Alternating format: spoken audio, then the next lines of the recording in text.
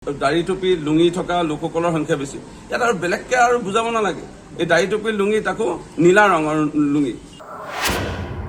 গৌৰৱ গগৈ কিবা এটা ভাগ্য ভাল কেনে তেওঁ জিকিল তেওঁ নিয়মতে জিকিব নালাগিছিল গৌৰৱ গগৈ কৈ আছিলে চৰকাৰ গঠন কৰিম বুলি চৰকাৰ গঠনটো দূৰৰ কথা এখোৱাই নাপালে গৌৰৱ গগৈলেও বেয়া লাগে এতিয়া তেওঁ সপোন দেখি আছিলে মন্ত্ৰী হ'ম ৰঙালাইত ঘূৰিম এতিয়া মন্ত্ৰী হ'ব নোৱাৰে বেয়াও লাগে সাম্প্ৰদায়িক দল ইউডিএফ হৈ নাথাকিল শেহতীয়াকৈ সংখ্যালঘুৰ গৰিষ্ঠ সংখ্যক লোক থকা সমষ্টি নগাঁও আৰু ৰকিবুল হুছেইনৰ বৃহৎ বিজয় ধুবুৰী সমষ্টিত এতিয়া প্ৰতিপন্ন কৰিলে যে এতিয়া কংগ্ৰেছে সাম্প্ৰদায়িক দল হিচাপে থাকিল সেইকাৰণে ইউডিএফ থকা নথকা একো মান্যতা নাৰাখে এতিয়া সাম্প্ৰদায়িক দল যিহেতু কংগ্ৰেছ এই কংগ্ৰেছৰ লগতে মূল আমাৰ যুঁজ হ'ব আৰু কংগ্ৰেছক নিষেধ কৰাৰ বাবে যিটো পৰিকল্পনা আমাৰ দলৰ আৰু হয়তো বেছি সংখ্যক লোকৰে এটা যদি শেহতীয়াকৈ চাই যিসমূহ বাওঁপন্থী চিন্তাধাৰা CPM CPI আৰু ক'ত CPMৰ যিমান আছে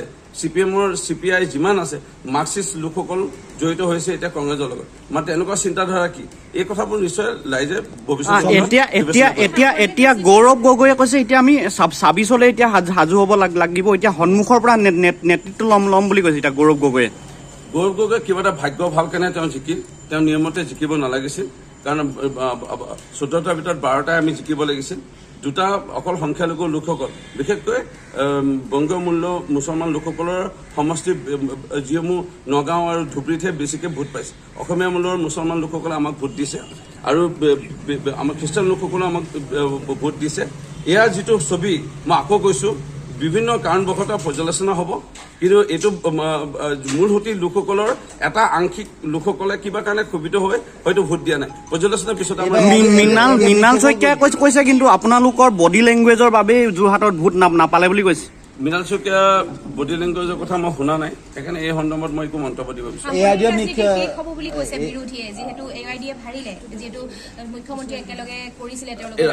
ৰাইজে সকলোৱে দেখাই পাইছে আৰু বেছিকৈ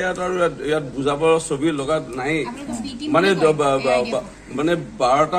১২টাৰ ভিতৰত আমি ১২টাই জিকিব লাগে দুটাহে জিকিব নালাগিছিল কিন্তু এই দুটা যে জিকিলে কংগ্ৰেছে নগাঁও আৰু ধুবুৰী এই সুন্দৰ ছবি এখন য'ত দাড়ি টুপি লুঙি থকা লোকসকলৰ সংখ্যা বেছি ইয়াত আৰু বেলেগকে আৰু বুজাব নালাগে এই দাড়ি টুপি লুঙি তাকো নীলা ৰঙৰ লুঙি অসমীয়া মূলৰ লোকসকলে মুছলমান লোকসকলে কিন্তু নীলা ৰঙৰ লুঙি নিপিন্ধে সেইকাৰণে এই কথাবোৰ ৰাইজে ইতিমধ্যে আৰু বেলেগকে বুজাব নালাগে এডিএম নিষেধ হ'ল বুলি ভাবে নেকি ২০২৪ নিৰ্বাচন এডিএম নিষেধ হ'ল কি হ'ল নাজানো লগে লগে জন্ম পালে সাম্প্ৰদায়িক দল কংগ্ৰেছ আগৰ পৰাই আছিল এতিয়া আৰু বেছিকৈ মানে এই ষ্টেম্পটো লাগি পৰিল আমিও একো সজাব লগা নাই ৰাইজ ইতিমধ্যে ছবিখনে আহি পৰিছে আজমলৰ দুৰ্গ থকা তিনিবাৰকৈ জিকা তাকো ১ লাখ ২ লাখ নহয় ১০ লাখতকৈ অধিক ভোটত জয়ী হোৱা এইটোৱে ছবিয়ে ওলাই পৰিলে আৰু বেলেগকৈ ছবি অনা নাই কিন্তু সাতগৰাকীকৈ আপোনালোকৰ বিধায়ক আছিল তাৰ পাছতো কিন্তু যোৰহাটত এই বিপৰ্যয় মই আকৌ কৈছোঁ আমাৰ পৰ্যালোচনা হ'ব আৰু যদি আমি ভালধৰণে ভোটৰ সংখ্যা চাওঁ ১.৫ লাখতকৈ অধিক সংখ্যালঘু লোকসকলৰ তাত আছিলে ভোটাৰৰ জনসংখ্যা যোৱা লোকসভাত আৰু তাৰে যদি আমি চাওঁ গৰিষ্ঠ সংখ্যক মুছলমান আৰু খ্ৰীষ্টান লোকসকল আছে খ্ৰীষ্টান লোকসকলে আংশিক আমাক ভোট দিছে অসমীয়া মূলৰ লোকসকলে ভোট দিছে গৰিষ্ঠ সংখ্যক হয়তো সংখ্যালঘু লোকৰ ভোট আমি পোৱা নাই সেইটো এটা মূল কাৰণ হ'ব পাৰে সেইকাৰণে যোৰহাট লোকসভা সমষ্টি এইটো মূল সুঁতি লোকসকল আমাৰ লগত আছিল আৰু আজিও আছে আংশিক মই আকৌ স্বীকাৰ কৰিছোঁ আংশিক লোকসকল বিভিন্ন কাৰণবশতঃ কিবা কাৰণে চাগে আমাক বেয়া পাইছে বা আমাক অকণমান ভুল বুজিছে এইবোৰ পৰ্যালোচনা হ'ব কিন্তু আমাৰ বিশ্বাস আছে যে ২৬ চনত যিটো ভাৰতৰ ছবি কংগ্ৰেছে কৈছিলে চৰকাৰ গঠন কৰিম এখোৱাই নাপালে বেচাৰকেইটা বেয়াই লাগে এখোৱাই নাপালে বেচাৰকেইটাই এখোৱাই নাপালে বেয়া লাগে দুখ লাগে গৌৰৱ গগৈ কৈ আছিলে চৰকাৰ গঠন কৰিম বুলি চৰকাৰ গঠনটো দূৰৰ কথা এখোৱাই নাপালে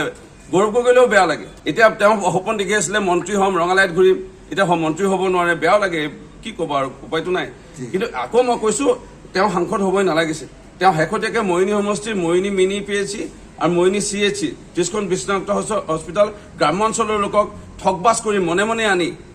ফাৰ্ম টু ফুড NGOৰ যোগেদি দুটা গেৰাণ্টিকেড নথকা অক্সিজেন কনচেণ্ট্ৰেটৰ দি কাগজ পত্ৰ নাই কিমান টকা লৈছে ১০,০০০ ২০,০০০ ক'ব নোৱাৰি বেয়া হ'লে কাক ভাল কৰিব দিব ক'ব নোৱাৰি তেনে মেচিন দি পেলাই ভোটাৰ ৰাইজক যে ঠগা আৰম্ভ এতিয়াৰ পৰা কৰিলেই যি মূলা বাঢ়ে দুবাটতে চিন যোৱাত বাকী লোকৰ বা ৰাইজে এতিয়া মচুটোকে নাপাওক এইটোৱে মই ভাবো ঠিক আছে। মানে মনত দুখ নাপাওক আৰু ঠিক আছে হ'ব